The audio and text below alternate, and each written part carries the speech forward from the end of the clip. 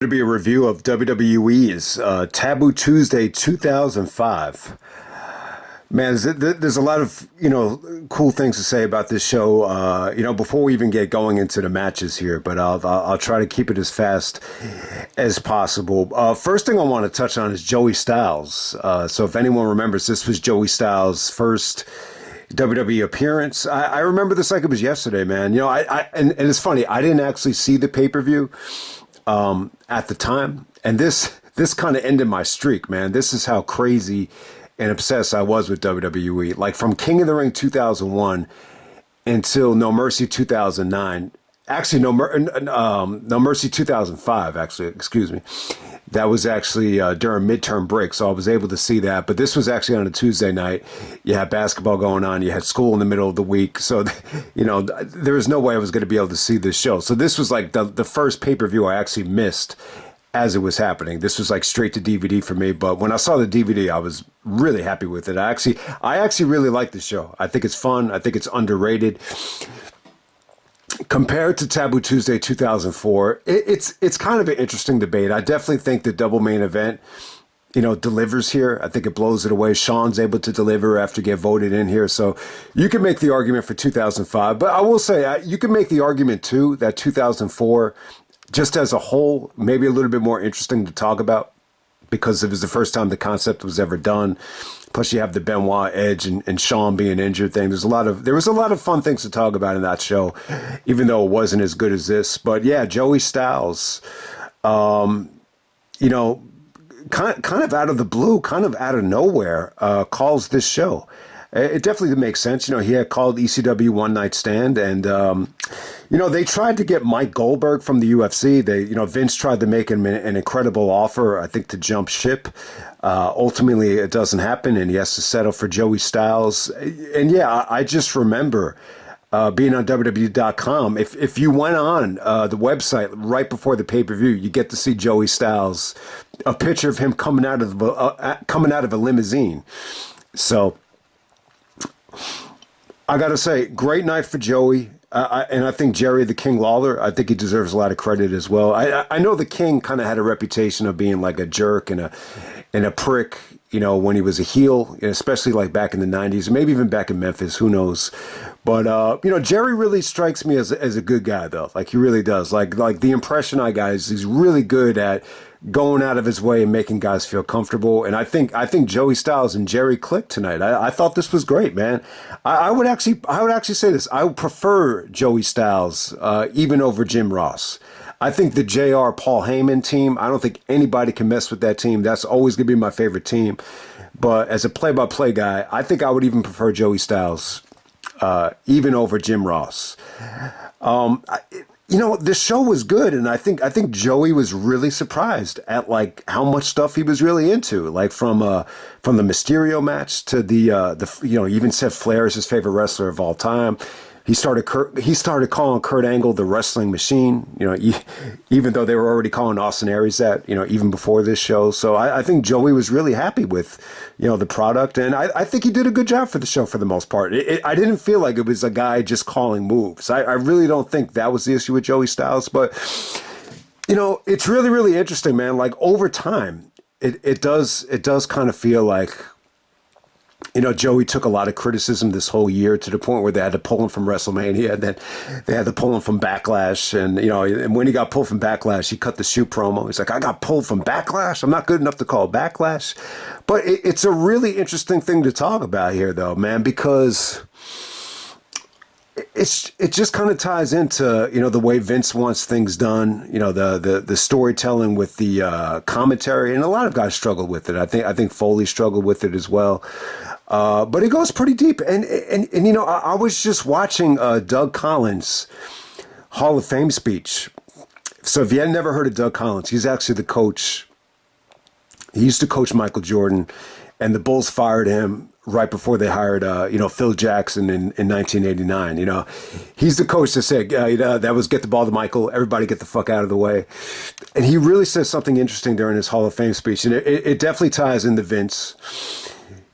When he took the job as a color commentator, when he was working for NBC, he said Dick Ebersol, really mentored him, and he kind of taught him and mentored him into telling great stories, along with telling great basketball analysis. And, Doug Collins has always been like my favorite, guy at explaining the game. I would definitely agree with Magic. Magic said the same thing, I would say. There's nobody better at explaining the game than Doug Collins. But, it's really interesting, man. And when you think about it, when they work for NBC, I mean, just even take the 98 finals, for example, they did such a great job of, just giving it some extra depth with the storytelling.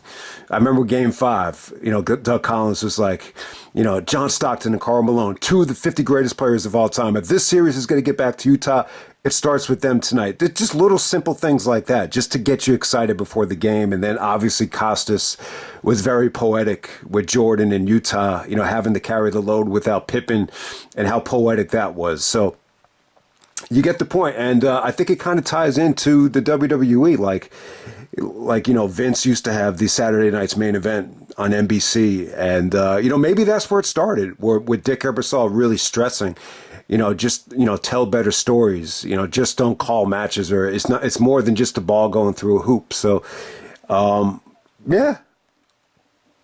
So I think they've always kind of tied into each other. But to Joey Styles' credit, though, I think it's tough.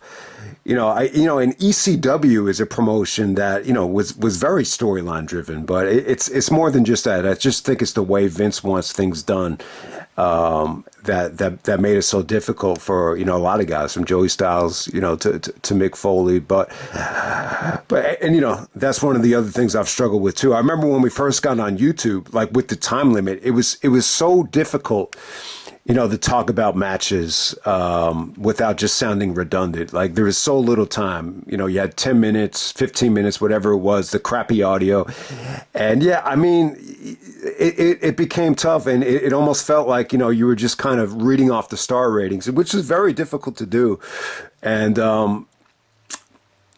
if anyone remembers Big Rat 310, he's really the only one that I thought kind of made that entertaining. Like, he was really the only one that just kind of really just talk about the star rating, but his mood and the way he delivered it switched up for every single match you talk about. But other than him, it was very difficult, especially back then, to kind of jam everything into 10 minutes. But, over time, I've tried to get better with it, and it's still somewhat of a struggle. And sometimes the story is just tough. It's tough to tell, like, what exactly the story is.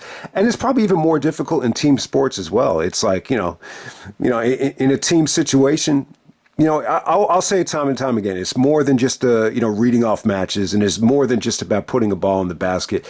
I think each and every game, each and every match, if you watch hard enough, every single event, I think it has its own personality, a different atmosphere. There's always a different story to tell. But, with Joey here, man, I thought this was an incredible, debut for Joey Styles. Also, man, you had Austin, promoted for the show a couple weeks earlier. Eventually, he ended up pulling out of it. There's a lot of weird stuff going on. I think Austin was under the impression that they were going to bring Jim Ross back, and then once he found out that they weren't going to bring him back, I think it totally shifted. The creative here. And I think, they were possibly going to have him do the job here to the coach. It was definitely going to be interference. It was definitely going to be all that stuff. And the Austin coach, this feud, this has been building up for a while. You remember when the coach turned heel?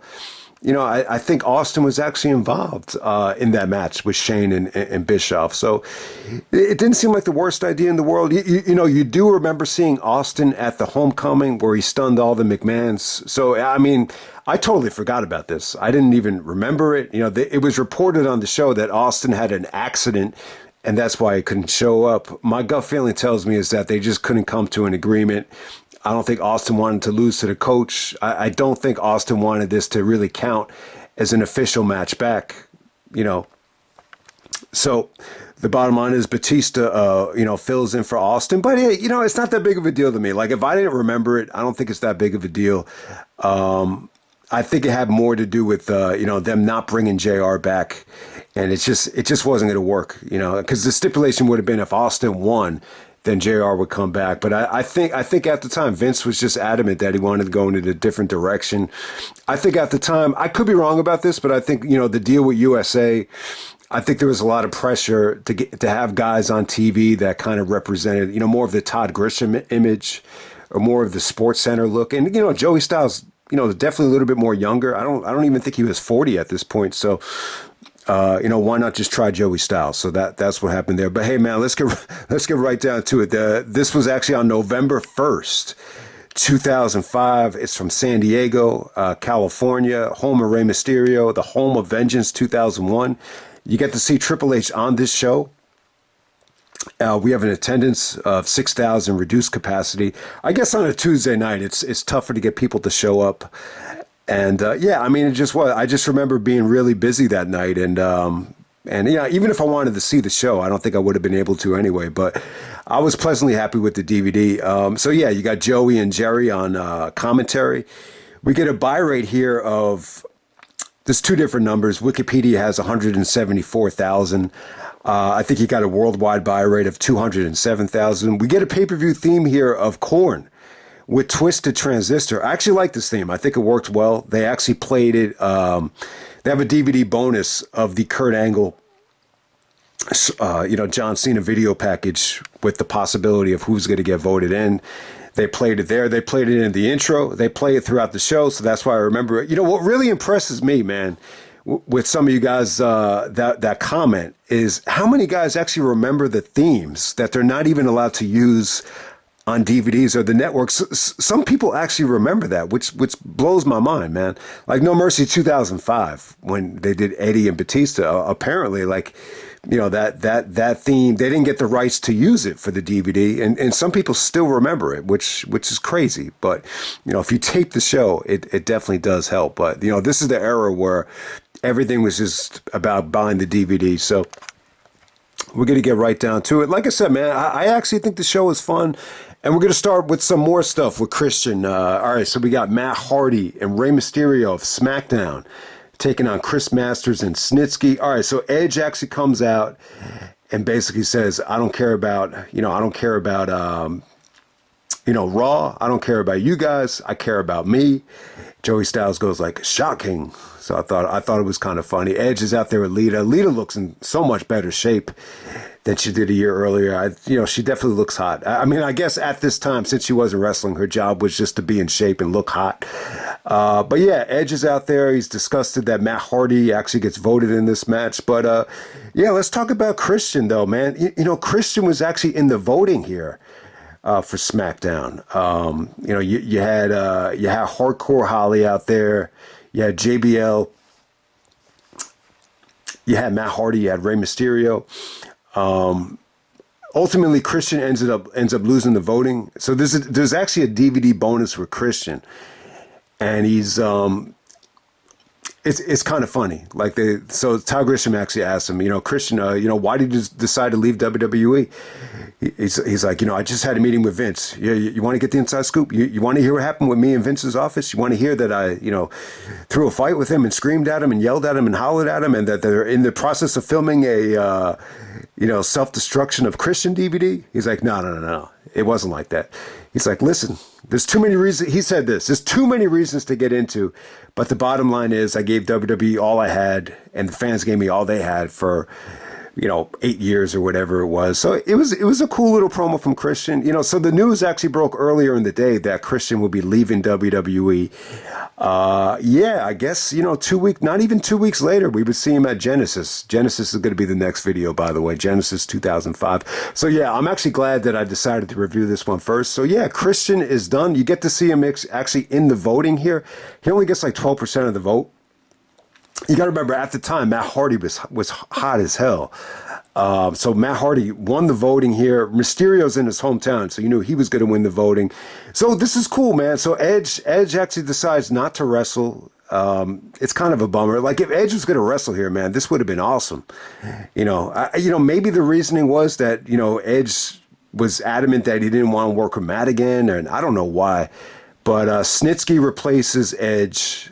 So we get Matt Hardy and Ray teaming up, which is cool, man. They wrestled at WrestleMania 19.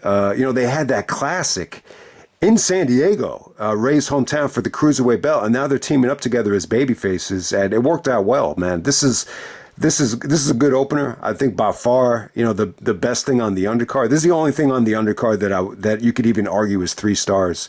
But it was a lot of fun though. The ending features, Matt kind of baiting Snitsky out of the ring, and Matt hits the twist of fate on Masters. Mysterio hits the 619, and then a springboard splash to end this thing. But yeah, it went pretty well. This was actually the highlight of the match. Mysterio goes for like a tornado DDT on Snitsky, and Snitsky catches him and he pushes him into Masters for the Master Lock, which is pretty cool. And yeah, Matt actually helped break up the Master Lock with the leg drop. But yeah, I got to say the fans were red hot for Mysterio. It's a shame we never got to see that Mysterio main event, a San Diego pay-per-view. I always thought that would be cool, especially if, I like The Rock's idea. One of his dream matches was Rock, Rey Mysterio in San Diego, where Rock is a heel. We never got to see that, but yeah, I think that definitely would have been cool. All right, next up we have Eugene teaming up with Jimmy Snuka to take on Rob Conway and Tyson Tomko. Okay, so Snuka gets voted in. He beats out Hacksaw Jim Duggan and Kamala in the voting. So yeah, I think this is before they knew Snuka committed a murder. So things were pretty cool with Snuka at the time. Joey Styles had a good line. Snuka was giving a lot of chops here, so he was like, I guess chops are on the menu tonight. Lots of headbutts. And yeah, Eugene, sets up Snuka to do the splash. Not much to talk about here. Tomko was just kind of there for me. Conway, if you haven't seen this match, Conway actually has a new gimmick here. It's kind of like a combination of like the Austin Aries greatest man that ever lived gimmick with ravishing Rick Rude. I think that's the best way to put it. It's almost like a cocky heel, arrogant gimmick, showing off his physique, showing off his body. Things are about to change for a lot of people here. This is November 1st. Eddie's going to die on November 13th. That's going to change like everybody's lifestyles at this time. And, Conway was one of these guys. He had an incredible physique, but hey, man, the wellness policy was going to be implemented soon. So, I don't remember Conway really, having any success with this gimmick. I just thought it was bad though, man. It was the theme music, the look, it was a pretty bad gimmick if anyone remembers it. But we're going to move on. We got Mankind taking on Carlito. All right, so this was pretty cool, man. Foley, Carlito was feuding with Flair as well. Obviously, he spit on Flair, and that's what kind of initiated the Triple H feud for Flair. But yeah, Foley and Carlito did some, back and forth on the mic. And, Carlito, challenged Foley to a match. I don't know why Foley agreed to do this, but, it was pretty cool, though. Like, for Taboo Tuesday, it worked because you have the... kind of like at the Royal Rumble of 98, you could get really creative. You could get Mick come down to the ring 3 different times, and you could vote on 3 different, costumes here. So this made all the sense in the world in terms of, it being fun to vote for. The problem is once the match started, you almost say to yourself, man, I wish this didn't take place. You could just tell Foley lost a lot of momentum once the match started. But hey, the funny thing is you have Dude Love, you have Cactus Jack, and you have Mankind. Mankind surprisingly wins the voting. You would think Cactus Jack would have won, but I think it had been a long time, since you saw, Mankind. You've seen Foley just kind of, be himself with Randy Orton. And yeah, maybe the Mankind thing was, a nice change of pace for that time.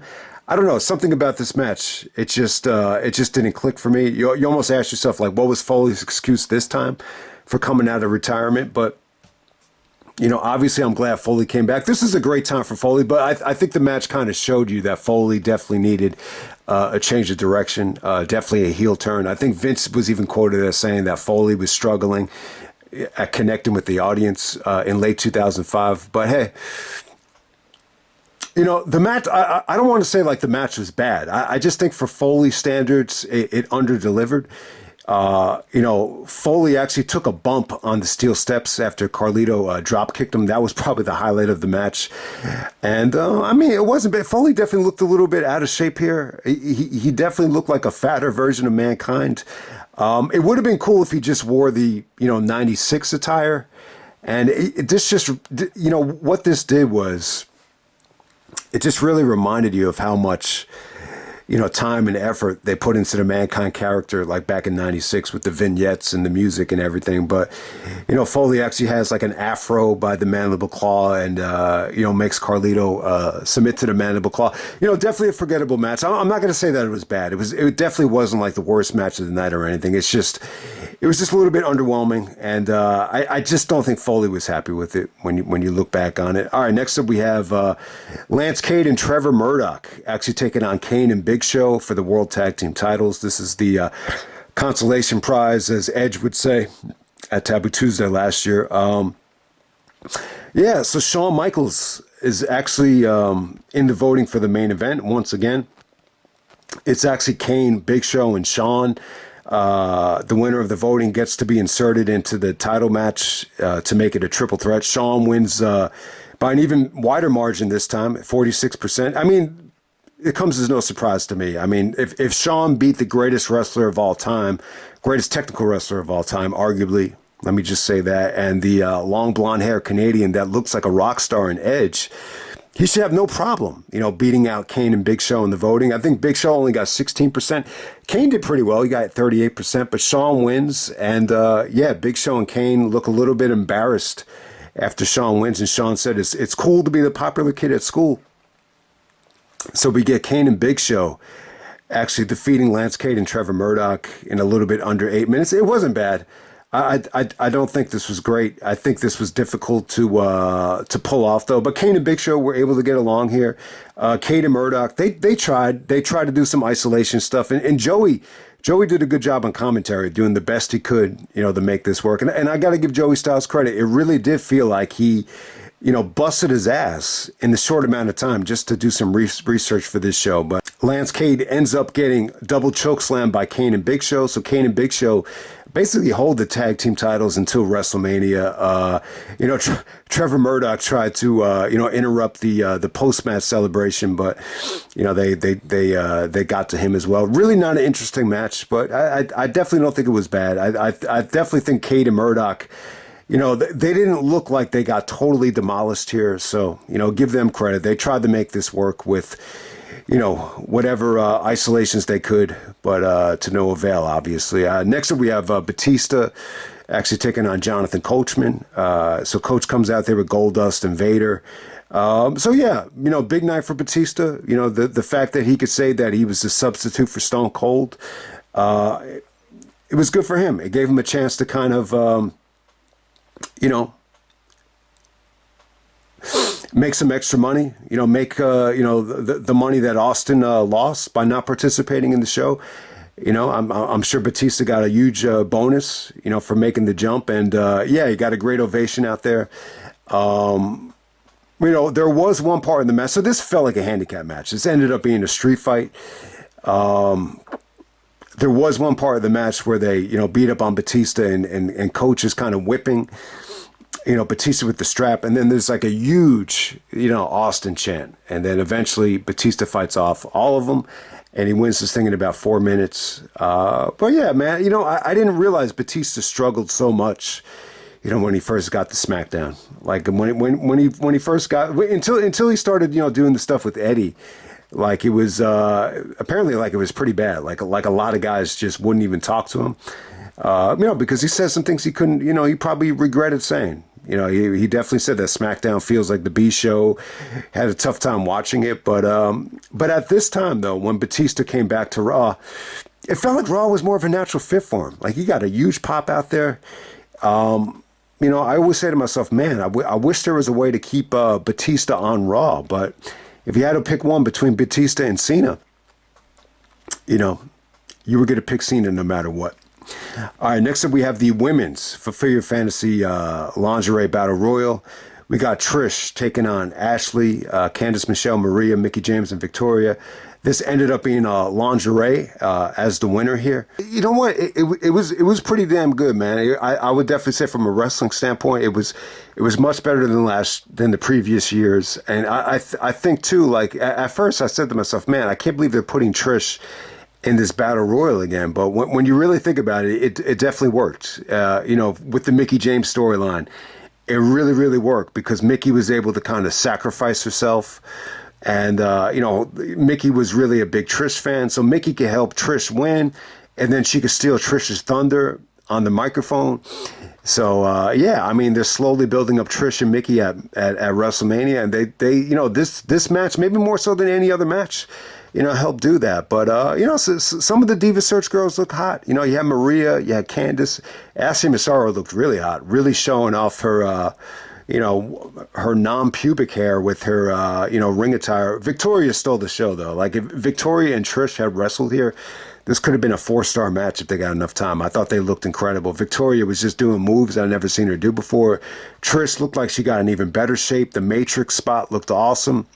So from a wrestling standpoint, this finishing stretch between Trish, Vicky, and Victoria, I definitely give it a thumbs up. It was definitely good stuff, and it definitely helped build Trish and Mickie James, more than I thought it did. It really did a good job of that. All right, now we're on to the steel cage match for the Intercontinental Championship. We got Ric Flair taking on Triple H.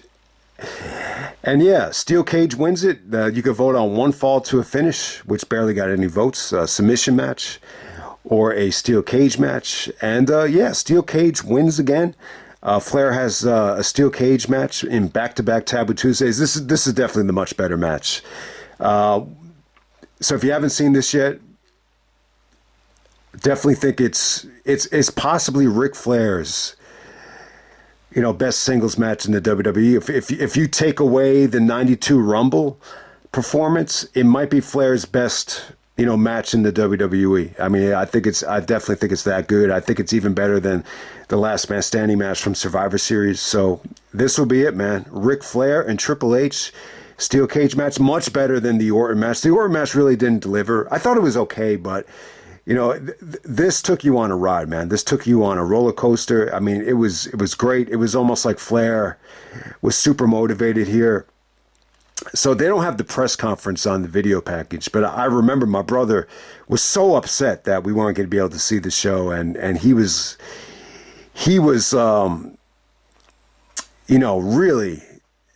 really just blown away by how much tension there was in the video package, where they wanted Flair wanted to fight him at the press conference. Like, he really bought into it. For some reason, you could tell, for as much respect as Flair had for Triple H, maybe some of it was forced.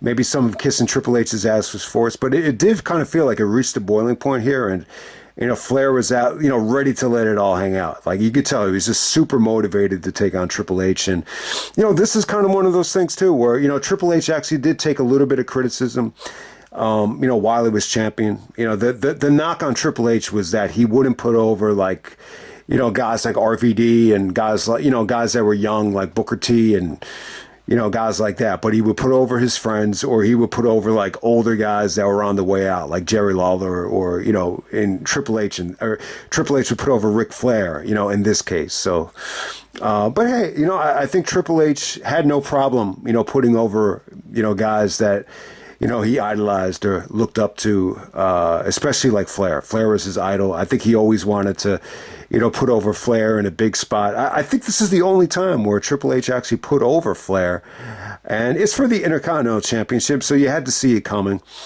The storyline here was pretty cool too. Carlito spit in Flair's face, and Flair had like apple dripping all over him, and Triple H was upset about that.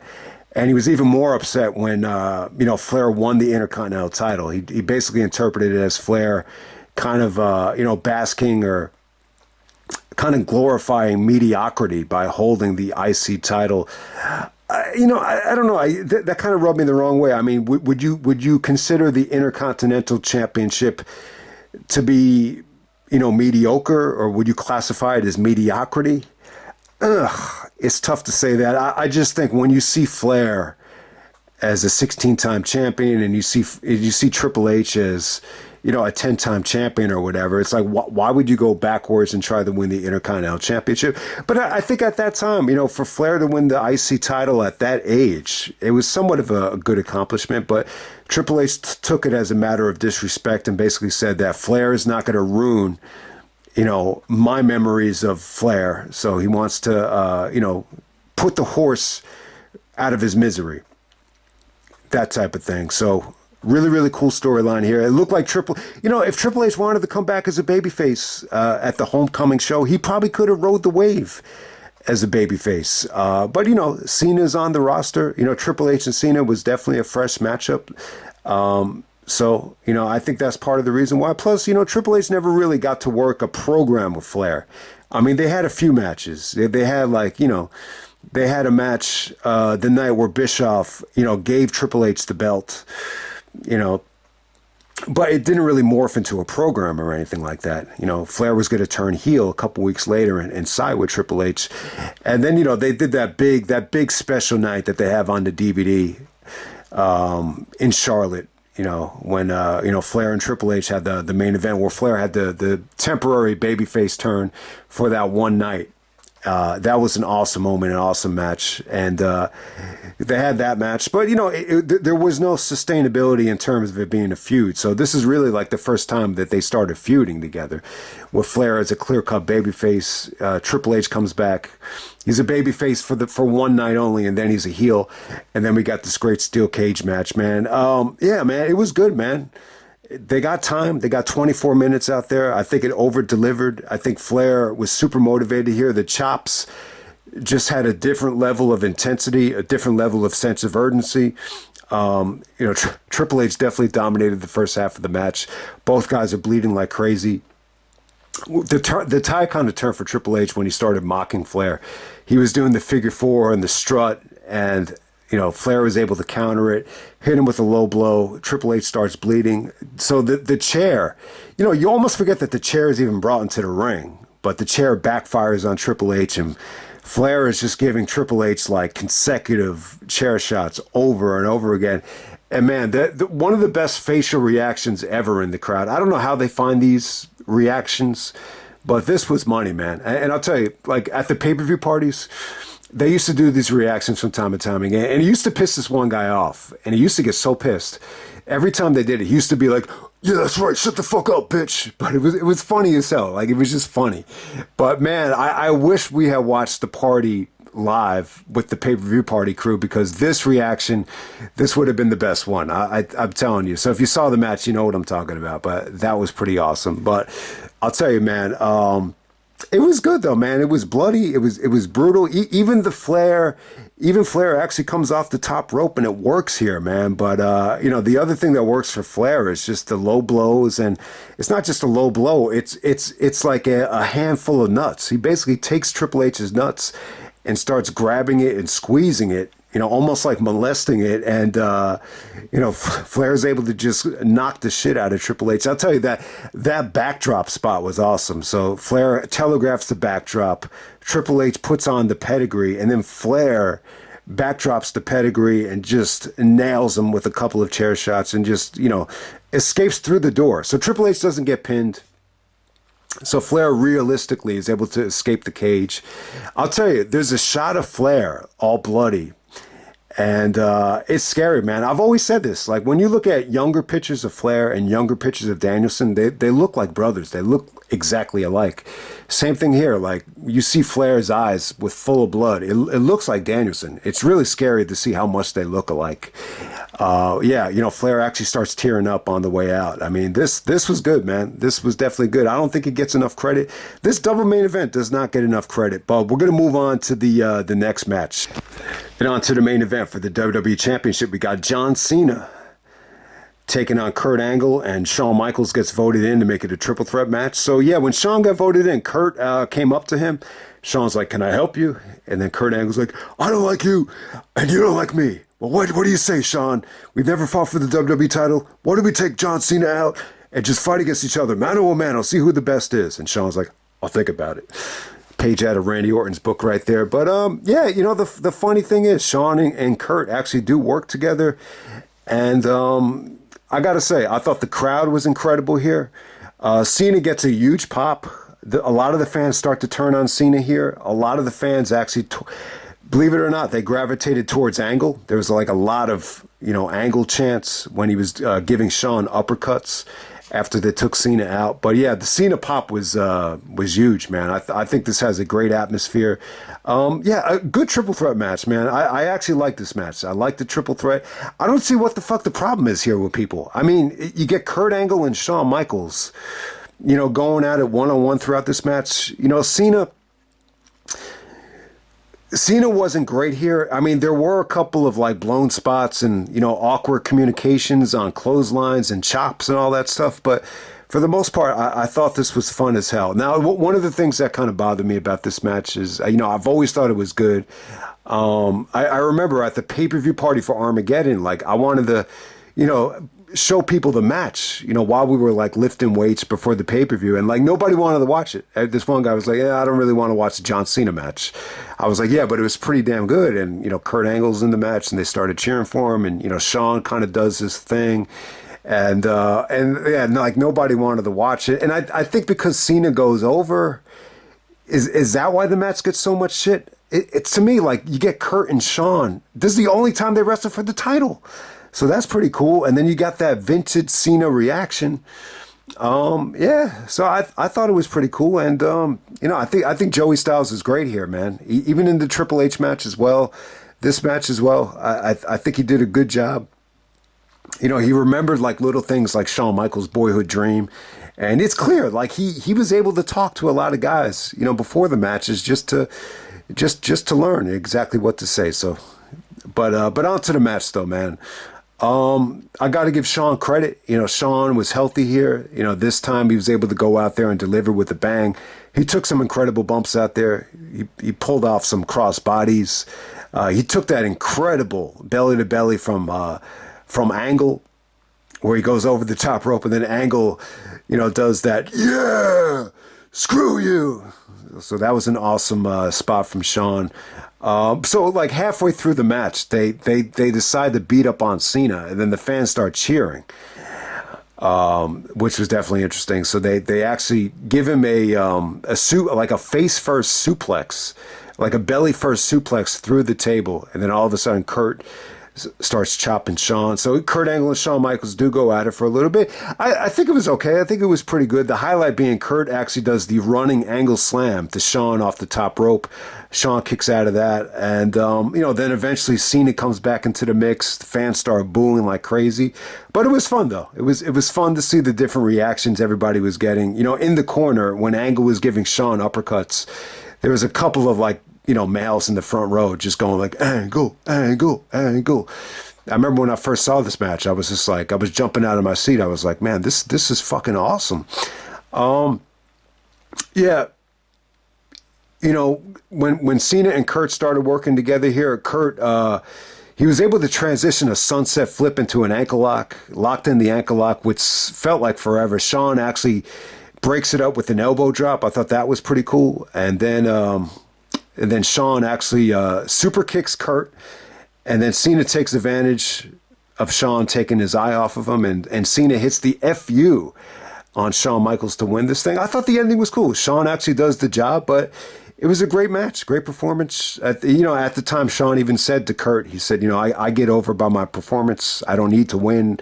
I don't need to lose. So it was definitely cool. Cena's overselling the ankle. Kyoto's trying to help him up, and he's like, don't help me up. I'm trying to sell the ankle. So Cena really oversells it. But I think it's definitely fun. It's tough to make this work, too. I've noticed, I think triple threat matches, when you got two baby faces and one heel, it's very difficult to work. Very similar to that No Surrender 2008 main event, where you get Joe and Christian working as heels, working as baby faces, and Angle working as a heel. That seemed like it was difficult to do. So in this match, they kind of called for an audible here and had Kurt and Shawn, team up on Cena. But it was out of, kind of respect for their rivalry. They've never faced each other for the championship. So it definitely did make sense. Plus, Kurt knew that he could beat Shawn, which is why he wanted to do it. Maybe he thought that he couldn't beat Cena.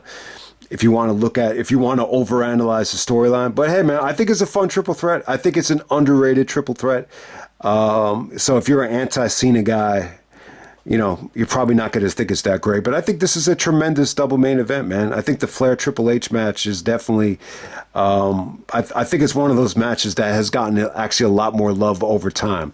I think, you know, the Intercontinental Championship being on the line is a little bit weird, but, you know, and maybe it made it a little bit too unpredictable or too predictable, because you knew Flair was going to win that thing. And, you know, they even debated, like, this isn't really about the Intercontinental Championship. You know, Joey Styles said that. And then, you know, Jerry was like, well, you know, Triple H probably just wants to take it away from Flair rather than just win it. So there's this whole debate you could have about whether the IC titles even be on the line.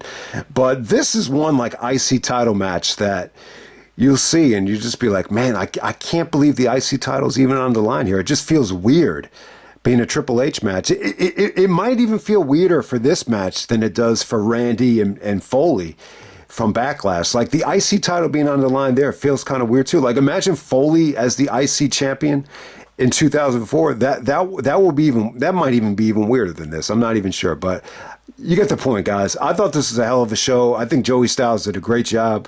But hey, man, you know, Joey Styles is, you know, he would have been great for, obviously, ECW. He proved how good he was there. And you know, Joey Styles proved it at ECW One Night Stand. Like, when he came out and he got a standing ovation, everyone's like, Joey, Joey. So to me, he's always been more than just a, you know, guy calling moves. You know, it's not exactly, but it's much more than that, though. Vince wants things done a certain way, so it's much more than just a guy calling moves.